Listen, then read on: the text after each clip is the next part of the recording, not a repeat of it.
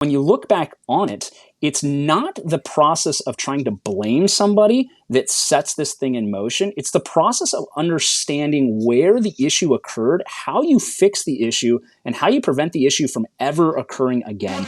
Karina, I'm pumped for this next conversation. I'm sorry again that you weren't there to talk with Dave Stone. He's the Senior Transportation Manager at Ryder, covering all their logistics and transport. Obviously a hot topic right now with supply chain. Everyone's buying everything under the sun from a consumer standpoint.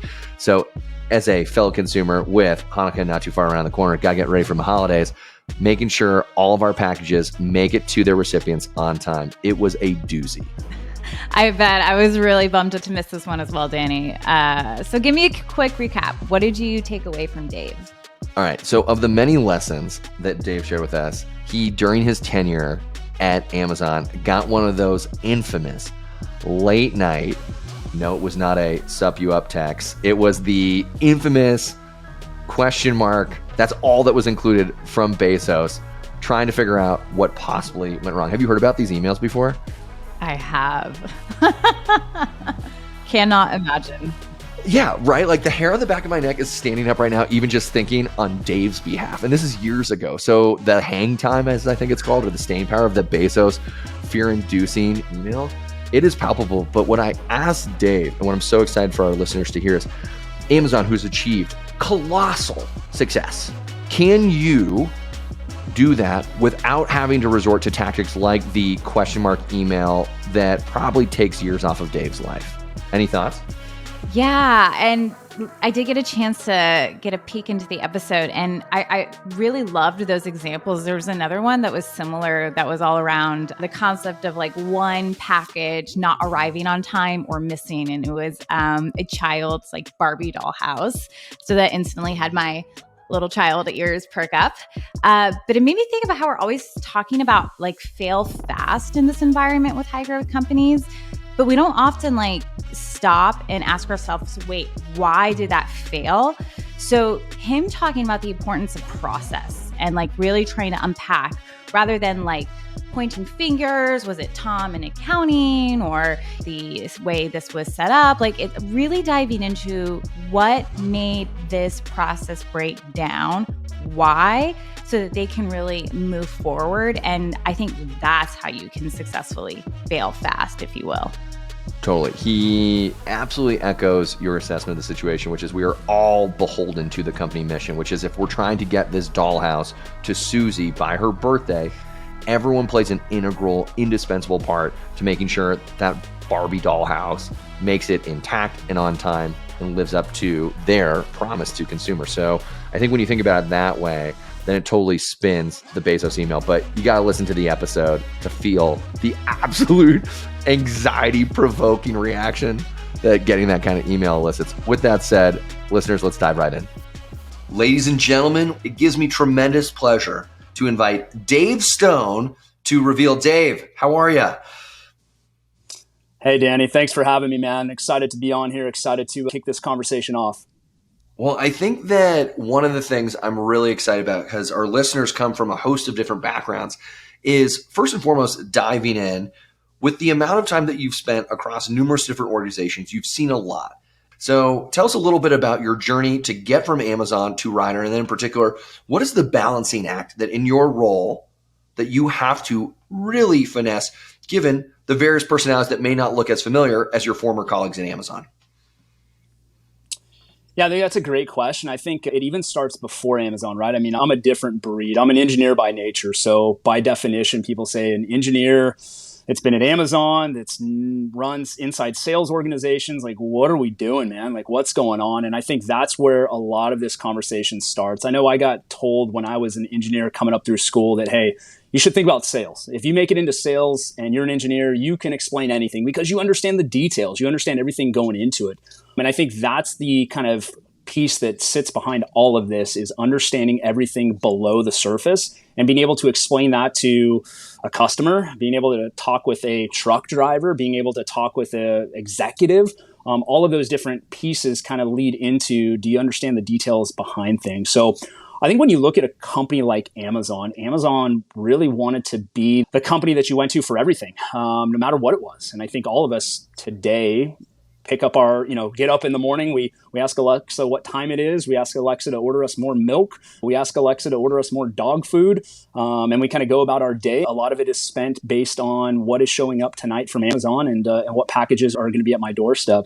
And so you think about that piece of it. And that's really the piece that I've taken over the years is if you have this company that solves your customers' needs in any capacity, no matter where they're at, that's going to be a company that people are going to want to be a part of. And so if you think about Ryder and what I'm doing at Ryder, Ryder really serves to be this supply chain company that can solve any of your needs. And whether that is what I'm doing now, which is freight brokerage stuff, and I'm sure we'll get into what that means, or whether that is a final mile and delivering to a house, or whether that's e-commerce. It has all these different components that allow a customer to really have a one-stop shop. And I think that's the message behind all of it is if you have this one-stop shop that a customer can go to for anything that they need inside of that area, well, then you're going to win. And I think that's what you saw at Amazon. That's what you continue to see at Amazon. And I think, that's why truly I partner with a company like Ryder where we can win inside of that space.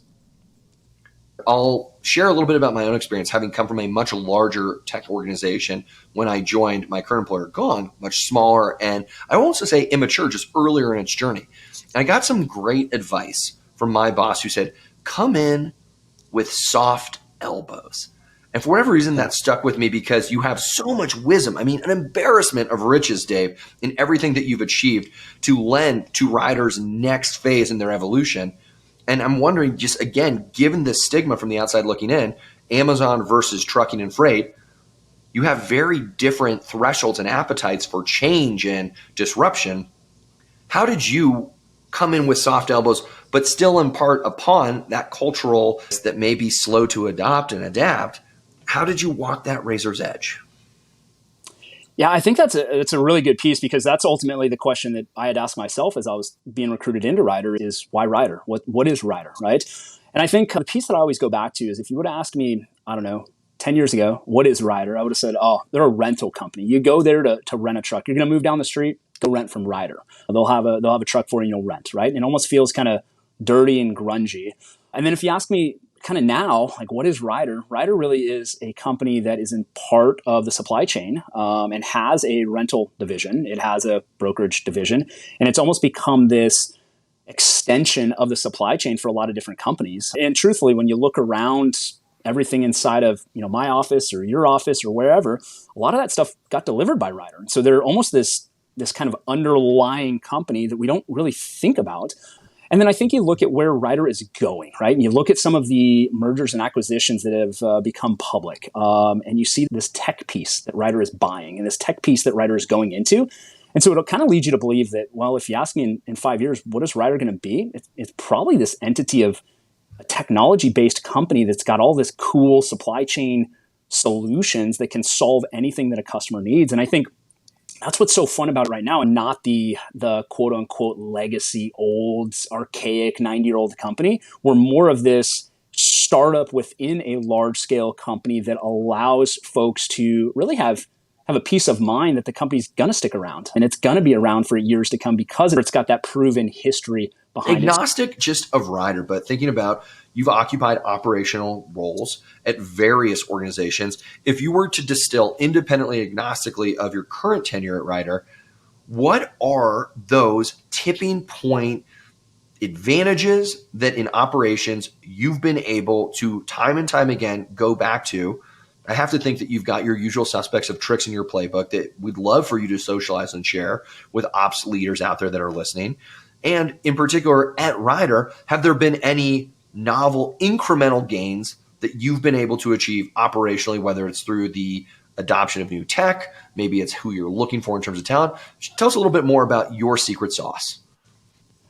From the standpoint of operations, really, nothing has changed from the standpoint of what we want as a consumer, and nothing has changed from what we kind of go after on a daily basis. At the heart of it, I want to know where my stuff is. I want to know that it is either on the shelf when I show up, right? Or whether it's being delivered to my house. That's why we all track our Amazon packages all day long is it showing up at my house? That's why I can see things that say they're 10 stops away from me for my package being delivered, because we want to know that. And if you think about that and you kind of break that out, like what is it that we're all looking for in any role or any area or any operation, it's always boiling back to peace of mind, right?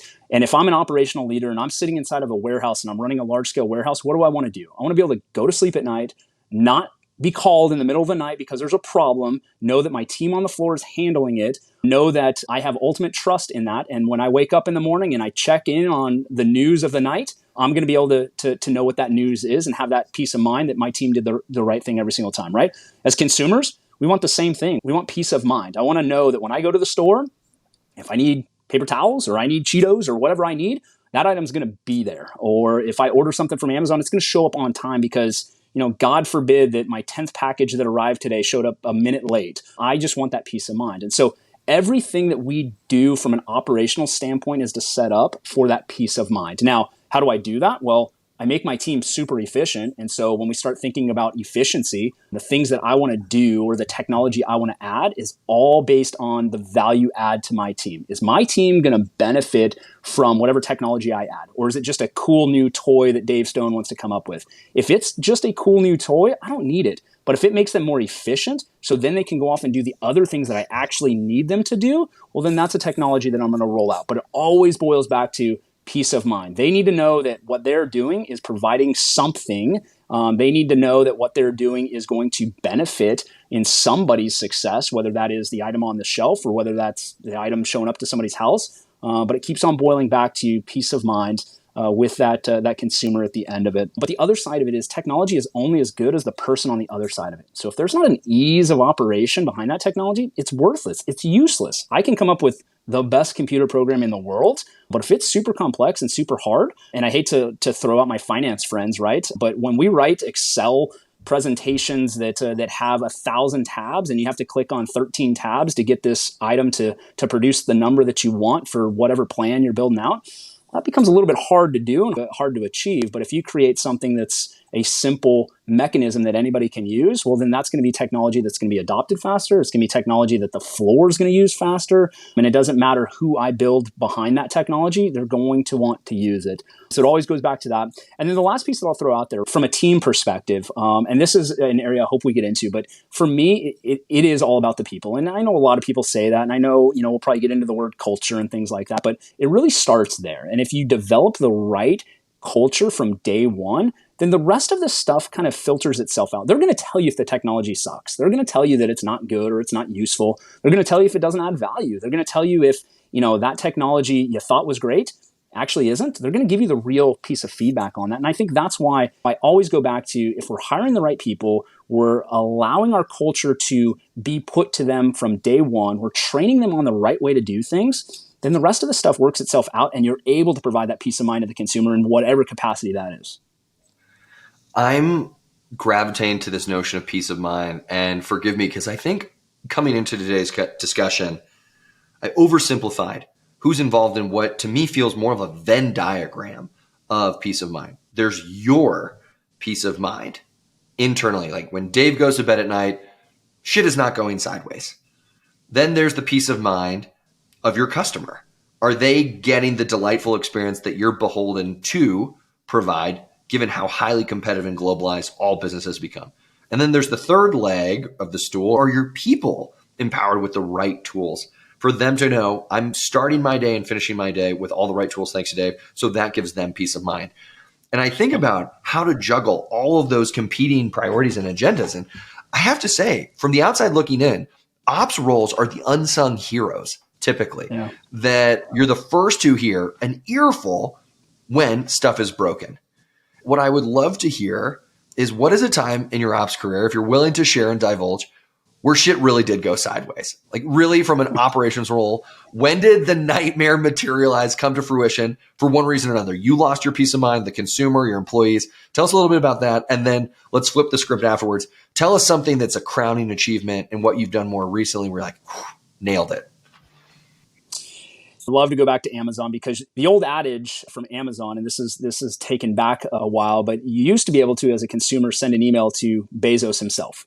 And you'd say, Jeff, my package was late. I demand an answer. What's going on? And that used to be the quintessential oh shit, like what is happening inside of Amazon? And you would get the email from Jeff that would just have question marks on it. And you'd say, oh, I gotta go fix this. And I remember one situation one time where I got the email and it was just question marks. And so you got to go dive in and you got to go understand what happened, right? And you have to root cause it.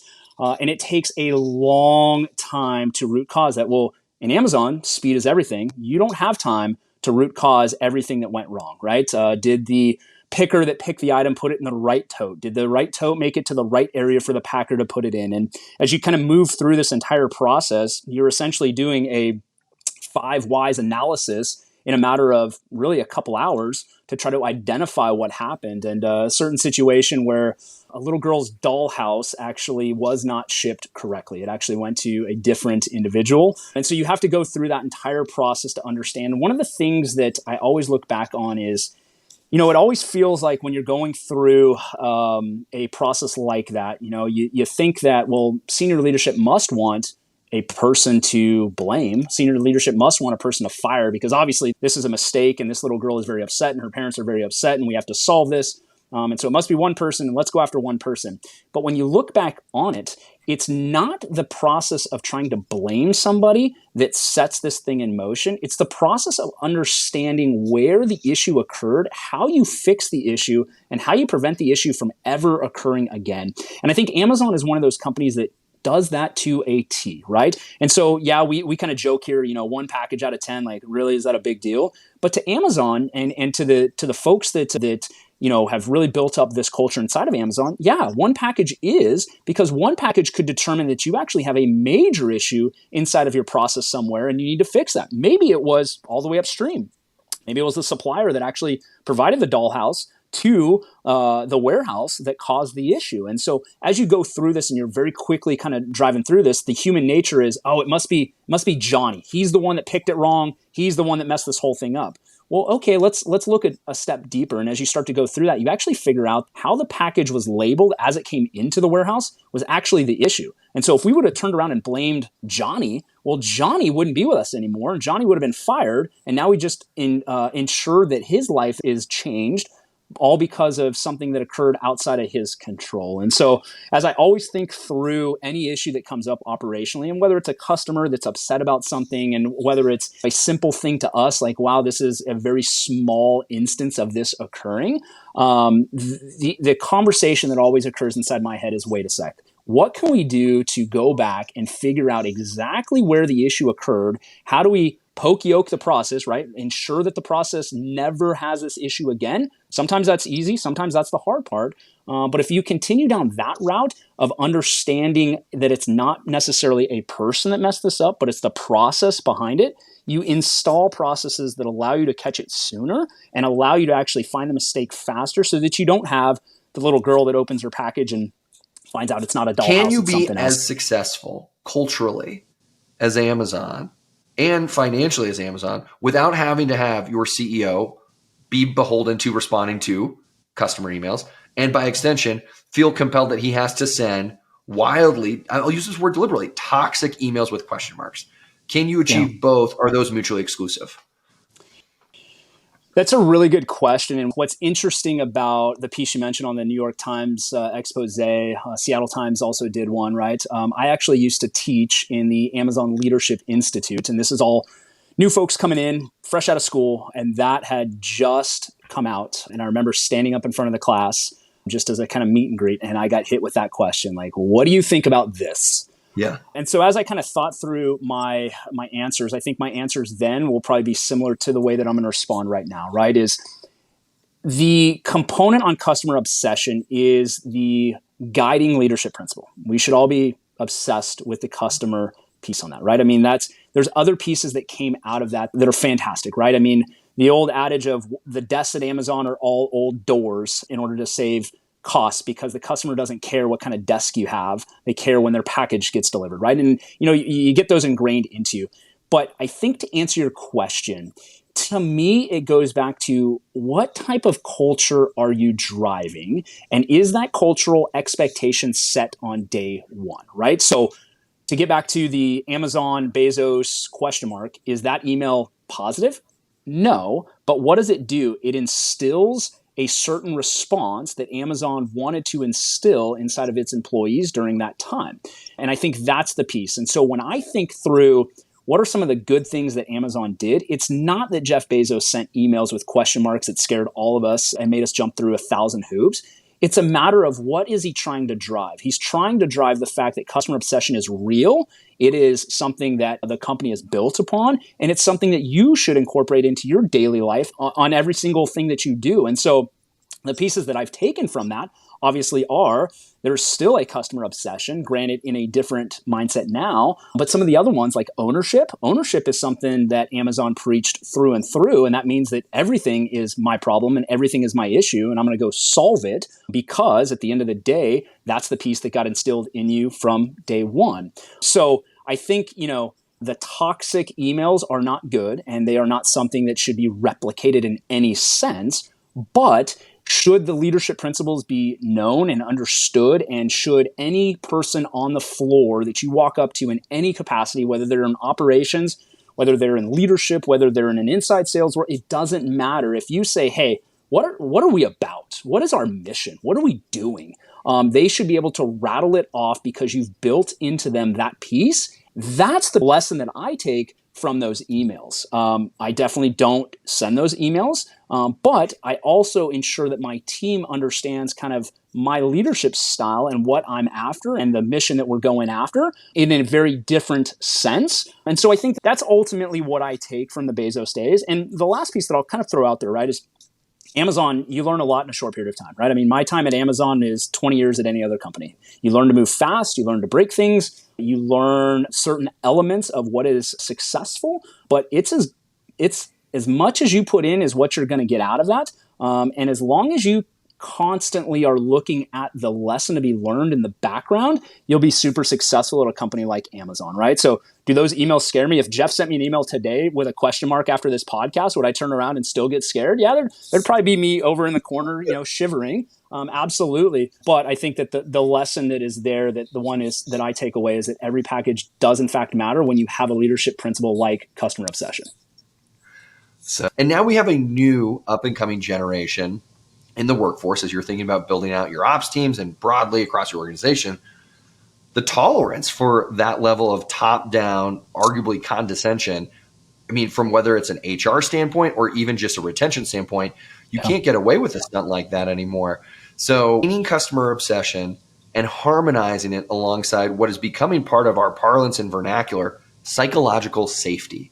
So maybe tell us a little bit about how you've successfully created that balance as sort of, I don't know, your dismount. I have taken the lessons from the past, and here I am proudly at Ryder saying, I've achieved both. They're not mutually exclusive.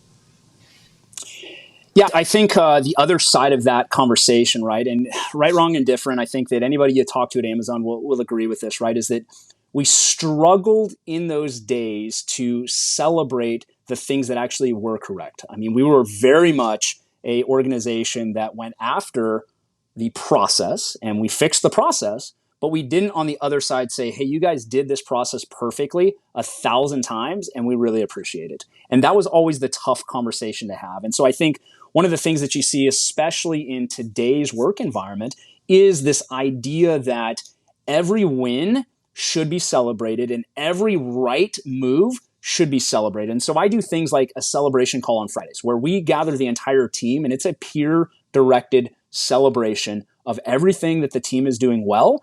We give out awards on Fridays, and we really want to drive home the point that, hey, good things, no matter how big, how small, are things that we want to recognize because we recognize that that's a piece that allows people to feel a part of something. We're doing something, right? And I think for years and years at Amazon, we always would look back at the end of a year and go, wow, we did what? Like, oh my gosh, like that's amazing. But we never took time during the process to recognize what we were doing. I mean, there was a time where we were loading packages in the middle of the night on airplanes and no one knew about it, right? And you didn't celebrate that until after you see the first Amazon airplane go up in the air and you go, hey, I remember that. I remember when that process started, right?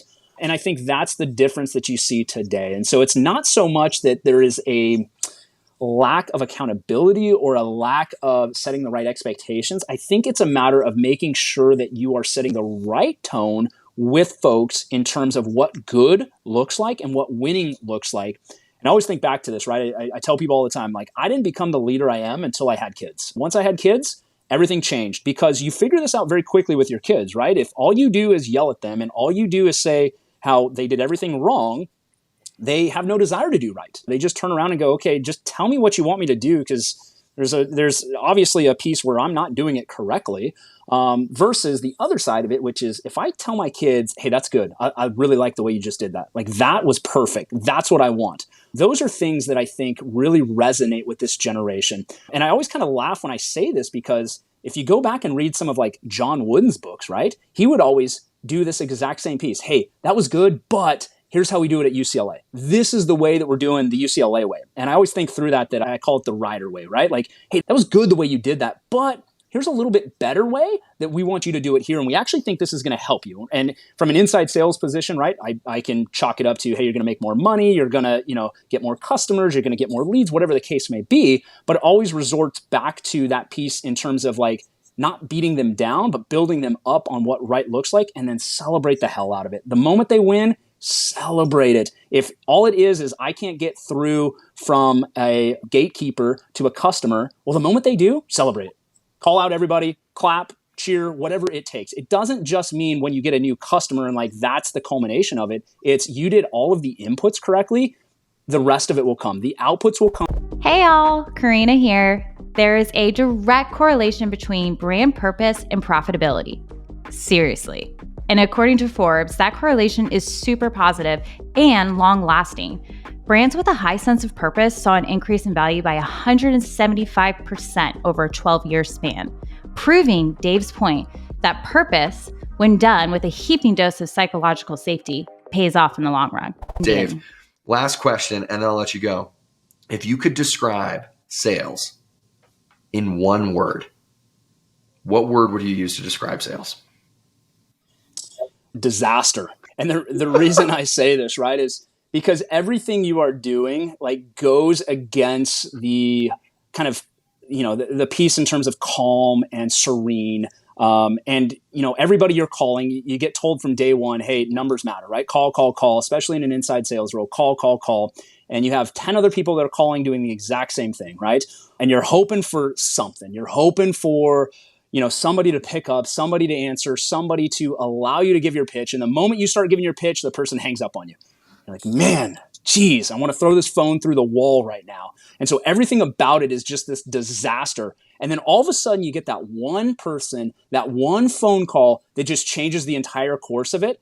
And it's like the disaster relief team that you hear about on TV that says, hey, we'll come in and fix all of your flood damage and all your water damage, just comes in and cleans it all up, because you forget about all of that and you celebrate that piece and you're like, oh my gosh, I'm the greatest salesman ever. And this is the most fun I've ever had. And that's the piece where it just changes people's perception. So when you look at a disaster and you go, man, there's so much stuff that just went into causing that disaster. Yeah, all those phone calls, all those emails, all those interactions, all those, late nights of trying to figure out who to call, what to call, all of those things, it gets wrapped up into one big disaster of a moment, and then it just gets cleaned up by the restoration team when they come in and you actually get that phone call and you close that sale. So that's what sales is to me, is just this, I'm trying to get through the disaster on a daily basis. And when I do, it's a ton of fun, man. Didn't know how you're going to pull out of that tailspin when you use disaster. Got to think it's a first in the history of Reveal, but I love that angle. So Dave, what a treat to hear every little tidbit of that war story of the dollhouse. Thanks so much for sharing all of your operational insight with our listeners out there, and we'll see you again soon. Thanks, Dave. Thanks so much for listening to this episode of Reveal. If you want more resources on how revenue intelligence can help you create high-performing sales teams, head over to Gong.io. If you like what you heard, give us that 5-star review on Apple Podcasts, Spotify, or wherever you listen.